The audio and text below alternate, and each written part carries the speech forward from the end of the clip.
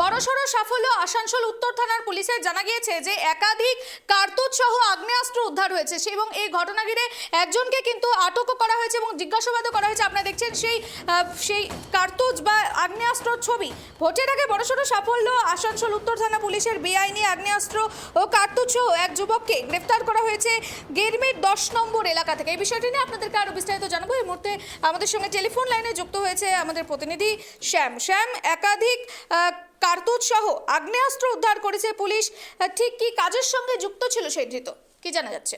বিষয়টা হচ্ছে সৌমেন বাবু যেটা জানিয়েছেন থানার ওসি, যে কালকে গোপন সূত্রে খবর পেয়ে মূলত ওইখানে একটি দল জমায়েত হয়েছিল সেই গিরমিট এলাকায়। সেইখানেই হানা দেয় পুলিশ হানা দিয়ে জানতে পারে যে এরা, এখনো জানা যায়নি যে এরা কি তার সঙ্গে যুক্ত আছে কিনা। আজকে আসানসোল আদালতে তোলা হয়েছে রিমান্ড চেয়েছে এই রাহুল বলে ছেলের সঙ্গে একটি দেশি আগ্নেয়াস্ত্র, তার সঙ্গে কার্তুজ পাওয়া গেছে। সেটি 7 দিনের রিমান্ডে নিয়ে করে জানতে পারবে এর সঙ্গে কে বা কারা যুক্ত আছে বা বড়সড় ঘটনা ঘটাতে পারে কিনা।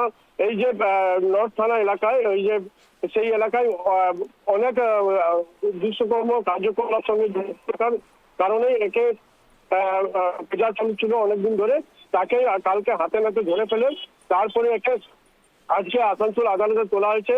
কালকে আবার একটি আপডেট জানা যাবে যে কার সঙ্গে যুক্ত আছে কিসের না, সেটাই দেখি। ধন্যবাদ শ্যাম।